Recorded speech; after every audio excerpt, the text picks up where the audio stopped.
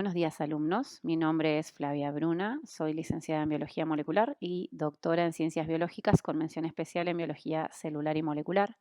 Y a continuación, dentro del marco del ramo de bases químicas y biológicas de la odontología, voy a presentarles la siguiente clase que trata y se enfoca de las bases celulares y moleculares de la mucosa oral. ¿Cuál es el objetivo de esta clase? Poder integrar los conceptos de química y biología que han visto a lo largo del ramo, específicamente abocado a las partes blandas o los tejidos blandos que componen la cavidad oral, con el objeto de poder entender la funcionalidad en su totalidad de todo lo que es el sistema aerodigestivo y la potencial proyección que esto tiene a futuro cuando ya sean profesionales de la odontología y puedan trabajar tratando la boca como un todo. Bien, ¿qué tópicos vamos a discutir en esta clase o revisar?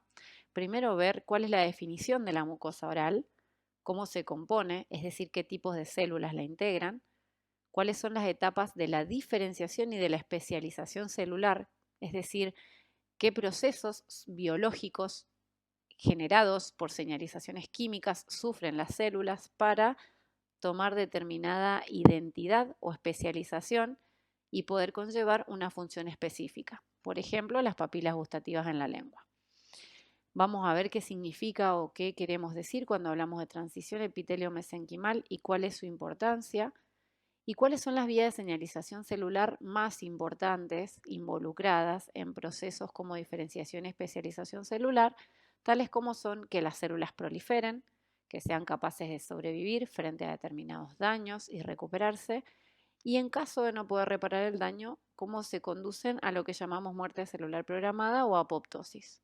Todos estos mecanismos celulares están comandados y controlados por diversas moléculas señal de estructura proteica que se generan dentro de la célula y que vamos a ver que tienen una composición química, y esto está asociado a que se desencadenen señales que activan procesos que conllevan a diversas funciones dentro de los epitelios y del organismo en sí. Ahora bien, por último, vamos a ver qué pasa cuando esos mecanismos están desregulados a nivel celular y molecular, lo que termina conllevando al desarrollo de diversas patologías. Todo esto dentro del marco general de integrar los conceptos que venimos revisando hasta el momento en el ramo.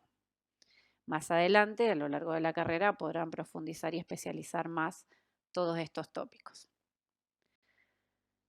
Ahora bien, cuando hablamos de mucosa oral, ¿a qué nos referimos? La mucosa oral es el tejido blanco que recubre la boca, incluyendo encías, labios, mejillas, paladar blando y la parte inferior de la lengua. Como pueden ver en este esquema, nosotros tenemos, aparte del tejido óseo que forma los dientes, tejidos blandos que recubren el resto del interior de la boca y que cumplen diversas funciones. Algunas funciones son proteger el tejido y el resto de la boca de daño químico y mecánico. Por la boca ingresan los alimentos, los fármacos y diversos compuestos que pueden conllevar a cierto daño, y el epitelio es el que protege. Y por otro lado, funciones como estimular la secreción de sustancias biológicas específicas para estimular la función sensorial, tales como el dolor, el calor, el gusto, el tacto, etc.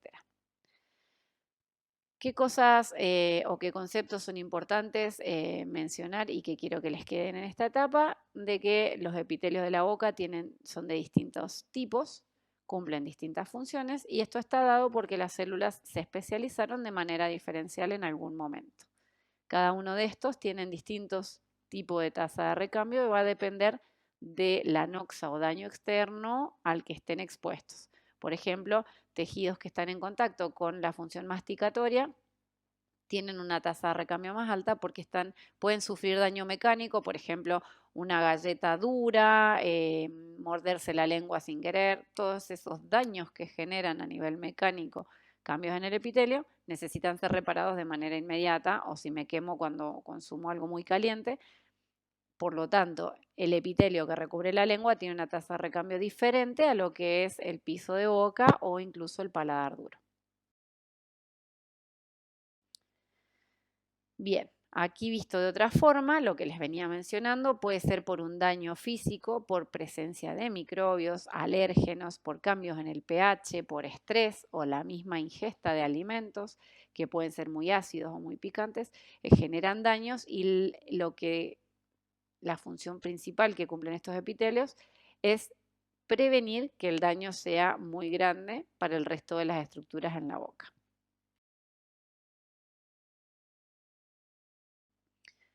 Como mencionábamos, dentro de lo que es la diferenciación y especialización celular, el epitelio en la mucosa oral puede ser de 3 subtipos. De unión, que es un epitelio estratificado escamoso no queratinizado, es decir, es delgado, con una lámina propia por debajo y posteriormente el músculo. Puede ser mucosa masticatoria, que como ven tiene una capa de queratina que la protege y el epitelio es más ancho que el de la mucosa de unión, con una lámina propia más corta y apoyado sobre el hueso. O puede ser especializado, donde hay partes queratinizadas, partes no queratinizadas, el epitelio es más delgado y la lámina propia está más cerca del músculo, como por ejemplo la lengua.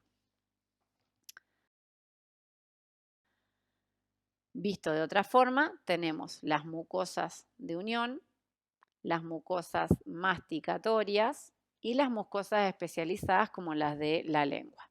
Todas ellas se originan a partir de la misma célula que al dividirse va adquiriendo especialización y se va diferenciando. Y eso es lo que les confiere diversas funciones y características. Visto a nivel más profundo, si hiciéramos un zoom desde la lengua o desde la mucosa hacia el interior, podemos ver que la mucosa oral histológicamente se compone por epitelio, que es el que sensa y está más en contacto con la superficie, y el cual se apoya y descansa en una lámina propia, que es por donde se comunica con el resto de los epitelios mediante vasos linfáticos y capilares, y posteriormente la submucosa, que es la que entra en contacto y conecta con el tejido conectivo y el hueso. Ahora, si analizamos esto a nivel histoarquitectura y en profundidad, nosotros podemos ver que los epitelios en general dentro del organismo pueden tener diversa organización. Siempre la célula de origen va a ser la célula epitelial que contiene un núcleo, como ya hemos visto en el ramo, una membrana citoplasmática que contiene un citoplasma con las organelas que comandan las diversas funciones celulares. Ahora bien, según cómo se dispongan estas células es a lo que van a dar origen dentro de la arquitectura de este tejido o epitelio. ¿Qué quiere decir esto? Que si se alinean una al lado de la otra de manera contigua, de manera tal de establecer uniones intercomunicantes para poder responder y censar los cambios en el entorno, van a generar un epitelio simple, escamoso de una sola capa, que puede ser plano o columnar, como el caso del intestino. Ahora bien, si estas células se agrupan y se apilan entre sí, formando una estructura similar a una pared de ladrillos bien organizada, forman un epitelio escamoso estratificado que puede ser plano o columnar. A su vez, si estas células son más bien con estructura cuboidal, forman epitelios cuboidales que pueden estratificarse o pseudoestratificarse, o pueden ser epitelios de transición con distintas morfologías de la misma célula según el nivel en el que se encuentran dentro del epitelio. ¿Qué queremos decir esto? Imaginémonos una pared de ladrillos donde la base es plana y de ahí en adelante van aumentando de tamaño estas células. Eso suele suceder en el caso de epitelios de maduración, epitelios que tienen tasas de recambio altas, como por ejemplo la mucosa oral, donde muchas veces tenemos una capa basal germinal de células pequeñitas que a medida que van adquiriendo especialización y diferenciación, van escalando dentro de esta pared hacia niveles más superiores, cumpliendo otras funciones y llegando al nivel máximo de madurez en la capa superior. De acá, ¿con qué nos tenemos que quedar? Con que la célula epitelial es la misma, lo que cambia es su organización cuando forma y conforma un epitelio dependiendo de la función que va a cumplir el mismo. Y esto va a depender de si es de secreción, si es, por ejemplo, glándulas salivales, si es para detectar el gusto, como en el caso de la lengua, especializado, si es de sostén, si es de protección, como la mucosa masticatoria. Dependiendo de eso es cómo se van a disponer las células una al lado de la otra y la morfología que van a adquirir. ¿Esto cuándo es importante? Cuando hay presencia de cambios en el epitelio, como en el caso de una lesión en la boca. Mediante el estudio de una biopsia yo miro si ese epitelio se conserva o cambió y en base a eso puedo hacer un diagnóstico que me va a dar cuenta de qué cambios están sufriendo esas células en su interior. Ahora bien, viéndolo más en profundidad, como lo pueden ver en el esquema que está contiguo a cómo se organizan los distintos epitelios, en el caso de la mucosa oral tenemos la capa germinal o basal, que está en profundidad y son células que van a dar origen a nuevas células si el tejido necesita recambio o sufre daño. Y a medida que se van diferenciando, fíjense cómo cambian la morfología, cambian su función, ya empiezan a producir proteínas específicas que son importantes para las funciones vitales de ese epitelio. Y a medida que van adquiriendo mayor grado de madurez, empiezan a tomar una morfología más aplastada, más parecida a la hoja de una planta. Y en esta morfología alargada ya tienen menos función metabólica y más función especializada. Y posteriormente se depositan y secretan gránulos de queratina y forman esta capa que suele proteger al epitelio si es que es un epitelio sometido a daño. Como vimos, el epitelio de la lengua tiene partes queratinizadas y partes que no, y el de la mucosa oral es queratinizado en su mayoría porque, por ejemplo, la cara interna de las mejillas tiene que protegerse de daños físicos como el calor, daños químicos como el consumo de ácidos, etc.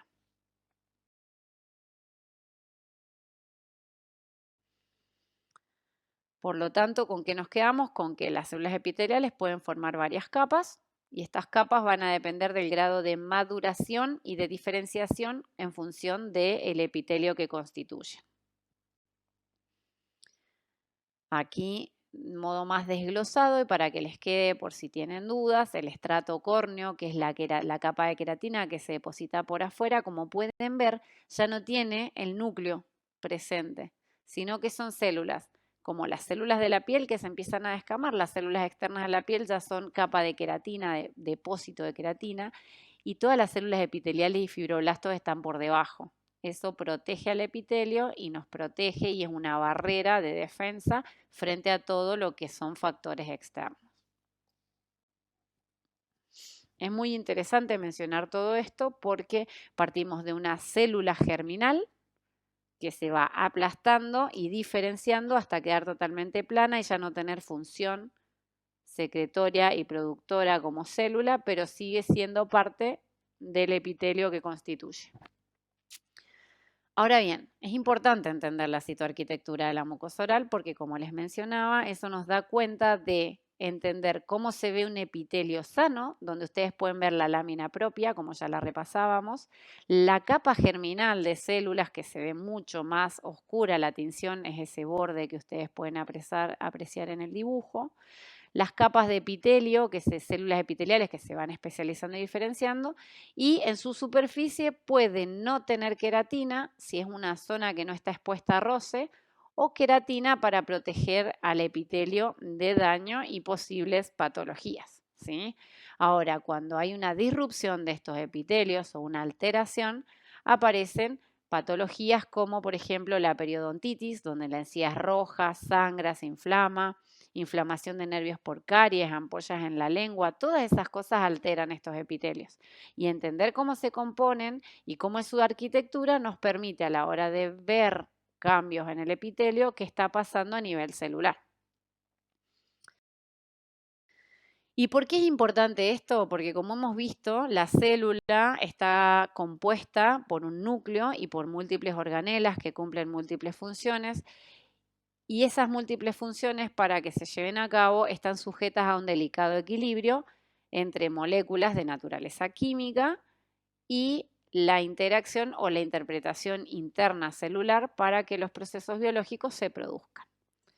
Ustedes vieron a lo largo de este curso lo que es la proliferación celular. Cuando los mecanismos celulares, tales como la proliferación, supervivencia y otros, se alteran, desarrollan patologías. Entonces, primero, vamos a repasar y entender cuáles son las funciones vitales normales y cómo eso nos puede llevar a distintos trastornos que pueden conducir a alteraciones celulares. Entonces, en una primera etapa, ustedes recordarán que la proliferación celular es fundamental para que los epitelios se mantengan vivos, para el desarrollo de la vida, etc. Está compuesta de varias fases. Básicamente, proliferación celular es pasar de un número de células a un número mayor. ¿Cómo llegamos a eso? La célula tiene varias etapas. Primero duplica su material genético, que es la fase S o de síntesis. Luego entra en la fase G2 para pasar a la fase de mitosis con una interfase donde, aparte de duplicar su material genético, duplica el tamaño de sus organelas, aumenta la cantidad de mitocondrias que tiene, obtiene 2 retículos endoplasmáticos, todo lo que va a necesitar cada célula hija para poder vivir. Y una vez que se separa el material genético y se duplican las organelas, sufre un estrangulamiento en su membrana y genera 2 hijas idénticas. Ese es el proceso o el ciclo normal de proliferación celular que nosotros conocemos.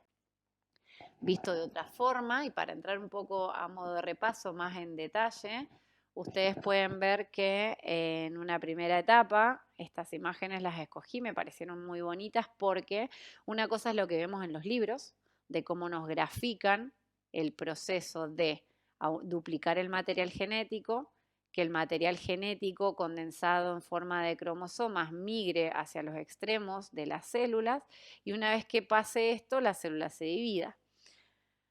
Pero cuando lo estudiamos en ciencia, lo vemos como se ve acá abajo. Estas son imágenes de microscopía de mitosis de una célula humana. Entonces, fíjense de que en una primera etapa aparece la profase temprana, ¿sí? Tenemos cromosomas homólogos con la membrana nuclear, nucleolo, núcleo y el uso mitótico que empieza a formarse y así se ve por microscopía. Luego se empiezan a formar los centriolos en los extremos para que haya una alineación de los cromosomas y empiece la fase de la metafase, se forma el uso mitótico y así es como se ve por microscopía. Luego de esto, las cromátidas hermanas se separan, se condensan y una vez que ya todo el material genético se duplicó y se separó y se alineó y se generaron las organelas, se estrangula la membrana y se separan las células. Otro proceso interesante es el de muerte celular programada. La célula tiene la capacidad de censar el daño, y una vez que lo censa, intentar repararlo. Cuando ese mecanismo está roto o no funciona o falla, puede aparecer una célula alterada. Este mecanismo está altamente conservado y controlado y es la manera que tienen las células de censar daño y controlar que este mismo no se haga masivo. Por ejemplo, en el cáncer, la muerte celular programada generalmente falla. Por eso la célula tumoral crece mucho. Pero, yéndonos un poquito más atrás, en los procesos biológicos normales, la muerte celular programada ocurre. Ocurre durante la embriogénesis, ocurre durante la etapa fetal, ocurre inicialmente somos un grupo de células. Somos 4 células que se dividen a 8, 16, 32, pasando por mórula, blástula, gástrula, pero después somos un individuo completo, con dedos, sin rabo. Para que todo eso suceda, las células sufren este proceso de muerte celular programada y controlan el crecimiento exacerbado de células y células que ya cumplieron su función desaparecen sin generar un gran daño evidente como un proceso inflamatorio acompañado para todo el resto del organismo. Y todas las organelas o todo lo que engloba esa célula que se libera, las otras células lo toman como reciclaje para continuar con sus funciones vitales.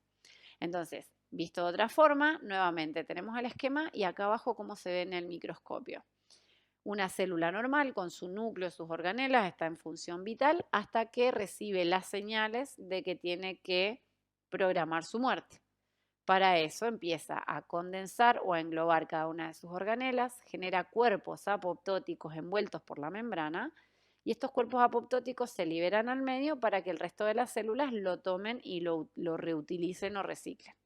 porque esos cuerpos apoptóticos tienen proteínas, restos de ADN, tienen algunas organelas, tienen mitocondrias que las otras células pueden aprovechar. Entonces, fíjense cómo en microscopio una célula se ve normal con su núcleo, sus organelas, y cómo empiezan a formarse estas estructuras altamente iridiscentes condensadas cuando se forman los cuerpos apoptóticos.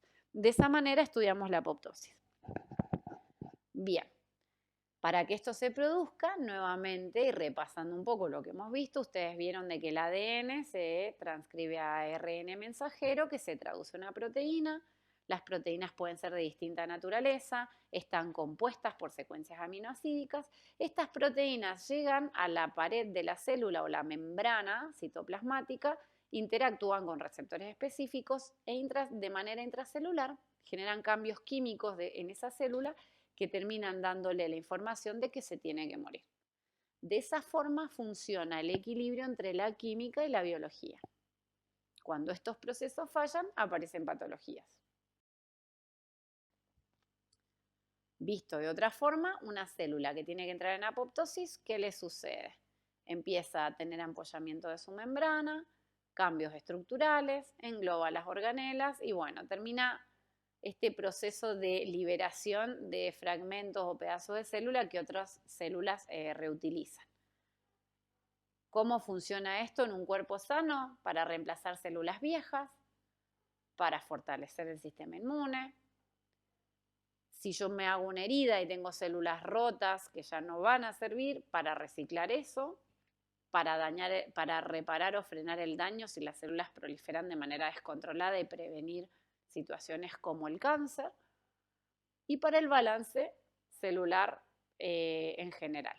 Es decir, que es un proceso biológico altamente controlado, esencial y que sucede a diario. El tercer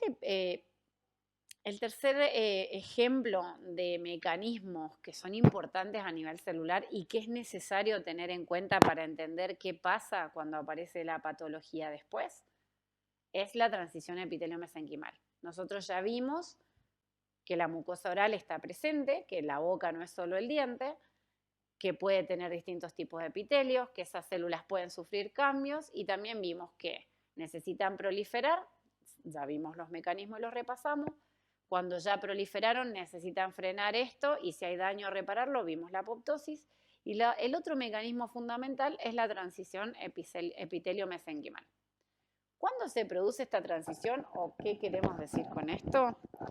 Por ejemplo, yo me lastimo la mano y se me genera una cascarita, una costrita, mediante la coagulación y formación de tejido de granulación. Para que yo después vuelva a tener piel y no me quede una cicatriz queloide, mi epitelio tuvo que sufrir una transición. Una célula que ya era un fibroblasto se desdiferenció, entró en transición epitelio-mesenquimal para volver a ser después célula epitelial. Nosotros tenemos dos tipos de mecanismos de reparación. La reparación por sí sola es lo que llamamos cicatrización queloide. Genera un tejido de sostén y de reparación, pero que no tiene función. Una cicatriz. Y regeneración es que en lugar de la cicatriz se vuelva a formar piel y esa piel tenga las mismas propiedades que el resto del epitelio. Esto es importante porque sucede a diario en el organismo y para que suceda tenemos ese epitelio, ese ladrillito de células epiteliales todas iguales, diferenciales, funcionales, sufre daño, sufre un cambio, entonces una de sus células pierde las uniones con el resto de las células. Fíjense que acá lo mostramos, están todas unidas, se despega de la membrana basal y empieza a cambiar y adquiere morfología de célula madre mesenquimal, entra en la transición mesenquimal y después se puede diferenciar nuevamente a célula epitelial y reparar. Es como que básicamente pierden su identidad.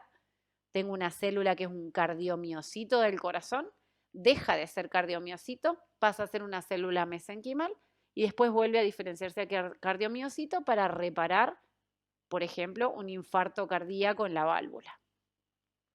Entonces, ¿qué concepto vamos a tener acá? Mis células pueden desanclarse del epitelio, entrar en una transición y después diferenciarse a la célula específica que necesito. Todos estos mecanismos tienen que estar altamente regulados y controlados y son comandados por la expresión de genes que conllevan a la traducción de proteínas específicas y estas proteínas actúan como moléculas señal generando cambios físicos y químicos dentro de la célula que conllevan a estas diversas propiedades que permiten que los epitelios se mantengan vivos, sanos y funcionales. Acá lo podemos ver de otra forma. Todas las células están unidas, están ancladas mediante proteínas, cumplen funciones y en presencia de algún daño, formación de un órgano, homeostasis celular, colonización metastásica o lo que suceda, cambian su morfología, pierden sus uniones de anclaje y entran en un estado de mesenquimal o de indiferenciación que luego puede volver a anclarse y adquirir forma y volver. Estos mecanismos son bidireccionales y se dan de manera permanente dentro del organismo.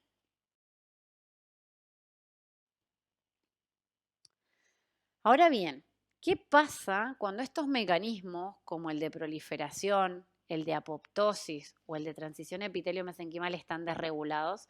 Es decir, cuando yo tengo un grupo de células y aumenta masivamente sin que el epitelio necesariamente tenga que proliferar, porque no hay presencia de un daño real. En esos casos aparecen las patologías. Una de las patologías más frecuentes y comunes en las que estos mecanismos celulares como proliferación, diferenciación, apoptosis están desregulados es el cáncer. Es cuando se forma un tumor. Nosotros tenemos que un gen normal genera la expresión de proteínas de manera normal y una célula se divide de manera controlada, comandada por todos estos mecanismos altamente conservados. Cuando hay mutaciones o hay alteraciones, las proteínas ya están alteradas o se producen en más cantidad de la necesaria, la célula se transforma en célula tumoral y prolifera de manera descontrolada, generando masas tumorales. ¿Por qué nos interesa saber esto? ¿Y por qué es importante repasar estos conceptos y entender la biología celular y molecular de la mucosa oral? Porque así es como podemos, en una etapa temprana, en el futuro, no solo diagnosticar la presencia de caries y la necesidad de un tratamiento conducto, sino también la presencia de alteraciones de la mucosa oral que den cuenta de lesiones potencialmente malignas que puedan conllevar al desarrollo de cáncer oral.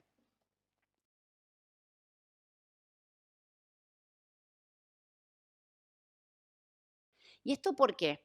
En una primera etapa, porque la mucosa oral está expuesta a un montón de factores que pueden generar daño físico o químico, como ya conversamos. A eso, ¿cómo lo llamamos? La comunidad científico-médica mundial lo llama exposoma. Y el exposoma puede ser consumo de alcohol, de tabaco, exceso de sol, consumo de fármacos.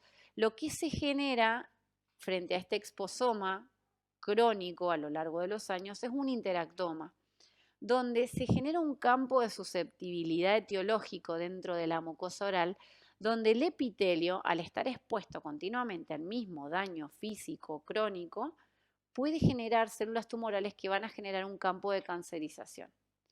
Y esto puede estar dado porque la exposición al tabaco, al cigarrillo, al virus del papiloma humano, a una deficiencia en la salud y en la higiene bucal, a fallas en el sistema inmune, a exposición al sol, a herencia genética, etcétera, puede generar distintas patologías en la mucosa oral que muchas veces son subdiagnosticadas y conllevan a la muerte del paciente.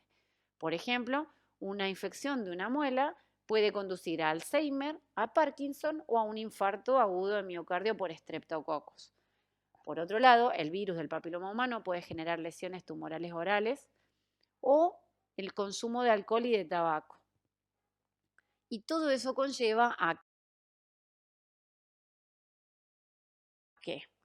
A que ese exposoma genere en la mucosa oral, en un principio, pequeños cambios en las células donde el sistema inmune, así se ve la mucosa oral normal, daño agudo, por ejemplo, daño mecánico, me mordí la lengua, me rocé la mejilla con un pedazo de pan duro, puede generar de que haya un par de células que proliferen y se alteren, pero el mismo sistema inmune lo va a resolver. Ahora, cuando la noxa es sostenida en el tiempo, alguna de estas células puede volverse tumoral, progresar en el tiempo y generar un carcinoma in situ que después, como ven, puede trasvasarse e invadir y metastatizar la mayoría de los órganos.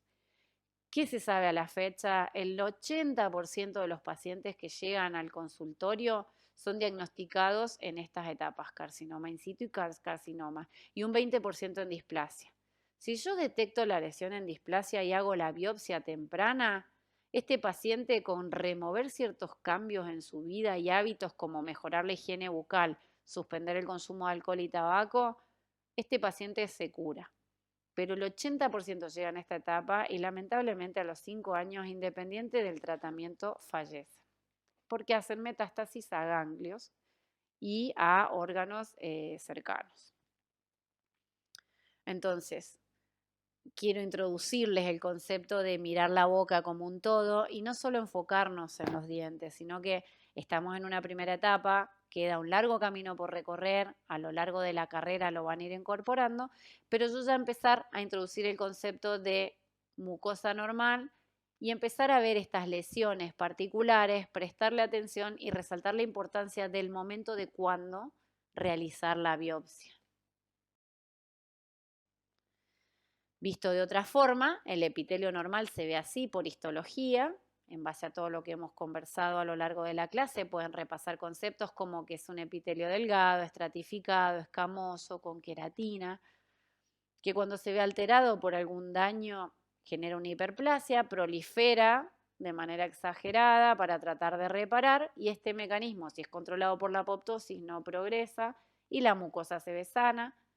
Ahora, si el daño persiste, ya empiezan a haber más capas de células, aparece la displasia, y si esto se descontrola y ya se desregulan los mecanismos como la proliferación, supervivencia y apoptosis, podemos conducir ese epitelio mediante la exposición crónica a las noxas como el consumo de alcohol, tabaco, etcétera, a un carcinoma in situ que posteriormente puede derivar en un carcinoma invasivo. Fíjense cómo el epitelio ya pierde su identidad, su arquitectura, y llegar a esto que difiere mucho de lo que es normal y ya tenemos un carcinoma avanzado que probablemente sea metastásico. Visto con mayor aumento, acá pueden ver pacientes a los que se les tomó una biopsia de la mucosa oral en la zona donde se veía un cambio en la coloración de la mucosa y se vio que era una displasia. Nuevamente vemos la queratina, las capas del epitelio, pero dentro de todo un epitelio bastante conservado. Ahora fíjense lo que pasa cuando esas lesiones progresan y aparecen estas estructuras y uno toma la biopsia y ya se encuentra con escenarios como este donde el carcinoma ya es invasivo y es totalmente diferente a lo que veíamos acá. Para poder entender esto y ver por qué cambió, es importante los conceptos que venimos revisando a lo largo de este ramo. Visto de otra forma, la mucosa sufre alteraciones por diversos daños y fíjense cuando la encía está enrojecida, cuando hay placa dental, cuando hay presencia de microbios, de microorganismos. Una mucosa que normalmente tiene una estructura especializada, organizada, normal, puede alterarse, como por ejemplo con la presencia del virus del HPV, y conllevar a células tumorales que son totalmente diferentes al epitelio sano. Todo esto es importante mencionarlo por las razones que veníamos conversando.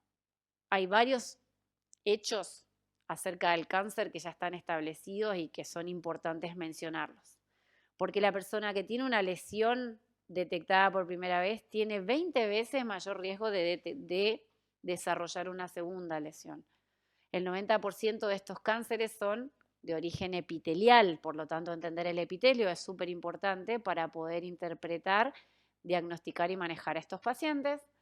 A lo largo del tiempo han aumentado la cantidad de casos a lo largo del mundo y en un 75% de los casos se asocia a estilo de vida, consumo de alcohol, tabaco, marihuana, exposición al virus del HPV, al VIH, etcétera. La mala higiene bucal, las prótesis dentarias en mal estado en el caso de las personas mayores, el uso de los piercing, etc. Todo eso conlleva a que se pueda desarrollar a lo largo de la vida este tipo de lesiones y por eso es importante mencionarlas y entender lo que pasa en la boca como una unidad integral completa y no enfocarnos solamente en lo que sucede con el diente. Y este mapita se los muestro, no está actualizado, es del 2012, pero les puedo decir que a la fecha los colores se han incrementado, donde vemos el naranja fuerte ya estamos en rojo y así sucesivamente. Argentina y Chile no están exentos, pero se sabe que en el mundo, por año, actualmente se mueren alrededor de 700.000 personas por millón de personas por cáncer oral. Entonces, no es menor el número. Es importante tenerlo en cuenta, es más frecuente en hombres que en mujeres, por lo que es necesario tomar ciertos recaudos. Y por eso es importante desde un comienzo entender cómo se forma una célula, cómo genera la comunicación, cuáles son las funciones que cumple, cómo las proteínas, los aminoácidos, los ácidos nucleicos conversan, cómo se sostiene la homeostasis de estos epitelios para poder entender en un todo cómo eso, con el manejo químico, que lo vamos a ver en otra clase, mediante el diseño racional de fármacos, nos permite generar cambios en ese epitelio que sean benéficos para los pacientes. Bueno, espero la clase haya sido de su agrado, espero no hayan quedado muy mareados, quedan abiertas las preguntas. No se sientan tímidos, no hay preguntas que sean tontas. Estamos aquí para resolver todas las dudas y para aprovechar al máximo este curso. Muchísimas gracias por su atención.